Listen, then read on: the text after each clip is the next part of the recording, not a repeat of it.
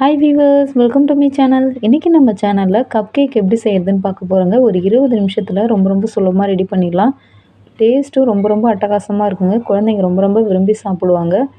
வாங்க எப்படி செய்கிறதுன்னு வீடியோக்குள்ளே பார்க்கலாம். நம்ம சேனலை சப்ஸ்கிரைப் பண்ண மறக்காதீங்க. இன்றைக்கி கப் கேக் செய்கிறதுக்கு ஒரு சின்ன சைஸில் 4 கிண்ணம் எடுத்து வச்சுருக்கேங்க. இந்த மாதிரி சின்ன சைஸ் கிண்ணம் இல்லாதவங்க சின்ன சைஸ் டம்ளர் ஒரு 4 டம்ளர் எடுத்து வச்சுக்கோங்க. ஸ்பெஷலாக இன்றைக்கி நான் கடையிலலாம் எதுவும் கிண்ணம் வாங்கலைங்க. வீட்டில் அஞ்சரை பெட்டி யூஸ் பண்ணாமல் இருந்துச்சுன்னா அதில் இருக்க இந்த மாதிரி கிண்ணங்களை யூஸ் பண்ணிக்கோங்க கேக் செய்கிறதுக்கு. இப்போ இந்த கிண்ணங்களில் கொஞ்சமாக நெய் சேர்த்து நான் நல்லா அப்ளை பண்ணி எடுத்துக்கிறேன். நீங்கள் எண்ணெய் கூட சேர்த்து கொஞ்சமாக அப்ளை பண்ணி எடுத்துக்கலாம். இப்போ பாருங்கள், நான் 4 கிண்ணங்களையும் நான் நெய் அப்ளை பண்ணிட்டேன். அடுத்து இதுக்கு உள்ள கொஞ்சமாக மைதா மாவு அல்லது கோதுமை மாவு சேர்த்து கொஞ்சமாக அடியில் படுற மாதிரி லேசாக தூவிக்கோங்க. எடுக்கிறதுக்கு ரொம்ப ஈஸியாக வருங்க. அதுக்காக தான் இது மாதிரி நம்ம சேர்க்குறோம். கொஞ்சமாக மாவு தூவிக்கோங்க. அடியில் மாவு இருந்தால் அதை கீழே கொட்டிடுங்க.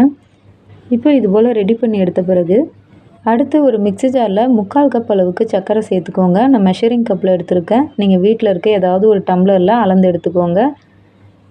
இதோட 2 ஏலக்காய் சேர்த்துக்கோங்க வாசனைக்காக. அடுத்து இனிப்பு எடுக்கிறதுக்காக ஒரு 2 பிஞ்ச் அளவுக்கு உப்பு சேர்த்துட்டு இந்த சர்க்கரையை நல்லா மைய அரைச்சி எடுத்துக்கோங்க. இப்போ நான் சர்க்கரையை அரைச்சி எடுத்துட்டேன். பாருங்கள், இந்த அளவுக்கு நல்ல பவுடர் பதத்துக்கு அரைச்சி எடுத்துக்கோங்க.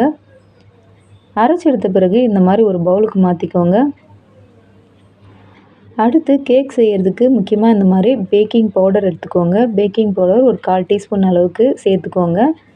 அடுத்து பேக்கிங் சோடா ஒரு 1/4 டீஸ்பூன் அளவுக்கு கூட சேர்த்துக்கலாம். பேக்கிங் பவுடர் இல்லாதவங்க ஒரு 1/2 டீஸ்பூன் வெறும் பேக்கிங் சோடா கூட சேர்த்துக்கலாங்க. இப்போ இது ஒரு முறை லேசாக கலந்துக்கோங்க. நம்ம அரைச்ச சர்க்கரையோடு இது நல்லா மிக்ஸ் ஆகிற அளவுக்கு இது லேசாக கலந்துக்கோங்க. இதை நல்லா கலந்த பிறகு எந்த கப்பில் நம்ம சர்க்கரை எடுத்தோமோ அதே கப்பில் 1 கப் அளவுக்கு கோதுமை மாவு எடுத்துக்கோங்க. அதாவது 3/4 கப் அளவு சர்க்கரைக்கு 1 கப் அளவு கோதுமை எடுத்துக்கோங்க. நீங்கள் வீட்டில் அரைச்ச கோதுமை மாவு, கடையில் வாங்கின கோதுமை மாவு எது வேணாலும் யூஸ் பண்ணிக்கோங்க. அடுத்து 1 டேபிள் ஸ்பூன் அளவுக்கு எண்ணெய் சேர்த்துக்கோங்க. வாசனை இல்லாத எண்ணெயாக பார்த்து சேர்த்துக்கோங்க. சுட்ட எண்ணெய்லாம் சேர்க்கக்கூடாது. எண்ணெய் சேர்த்த பிறகு 1 கப் அளவுக்கு காய்ச்சி ஆற வச்ச பால் எடுத்துக்கோங்க. பாலை ஒரு பாதி அளவு முதல்ல சேர்த்துட்டு கொஞ்சமாக இதை நல்லா கட்டி இல்லாத அளவுக்கு நல்லா மிக்ஸ் பண்ணிக்கோங்க. ஒரே நேரத்தில் எல்லா பாலையும் சேர்த்துட வேண்டாம். இது போல் கொஞ்சமாக சேர்த்து இதை நல்லா கலந்து விட்டு கட்டி இல்லாத அளவுக்கு மிக்ஸ் பண்ணி எடுத்துக்கோங்க.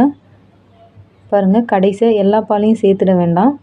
ஏன்னா ஒரு சில நேரம் அதிகமாக தண்ணியாக இருக்க மாதிரி இருக்கும். பாருங்கள், இந்த மாதிரி கட்டியாக இருந்துச்சுன்னா இதை நல்லா பொறுமையாக மிக்ஸ் பண்ணிக்கோங்க. கடைசியாக சேர்க்கும்போது கொஞ்சமாக பால் சேர்த்து இதை நல்லா மிக்ஸ் பண்ணிக்கோங்க. பாருங்கள், இது போல் கொஞ்சம் கூட கட்டி இல்லாத அளவுக்கு நான் மிக்ஸ் பண்ணி எடுத்துக்கிறேன்.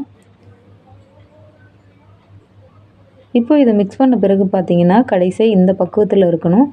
பாருங்கள், ரொம்பவும் தண்ணியாக இருக்கக்கூடாது, ரொம்பவும் கட்டியாக இருக்கக்கூடாது. பாருங்கள், இந்த கன்சிஸ்டன்சிக்கு இருக்கணும்.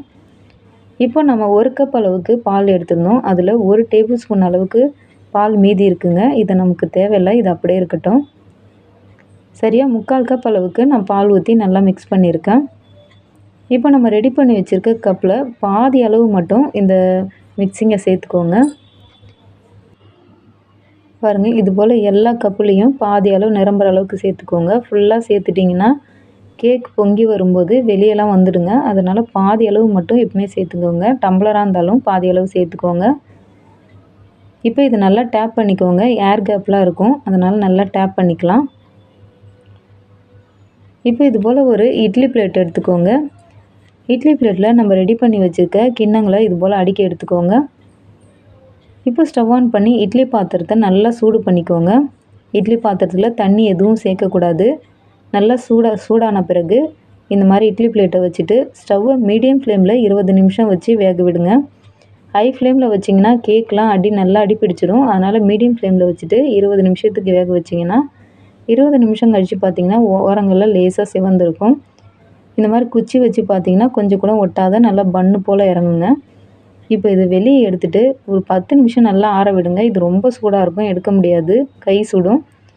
இந்த மாதிரி பிளேட்டுக்கு இதை திருப்பி விட்டு எடுத்திங்கன்னா ஈஸியாக எடுக்க வருங்க.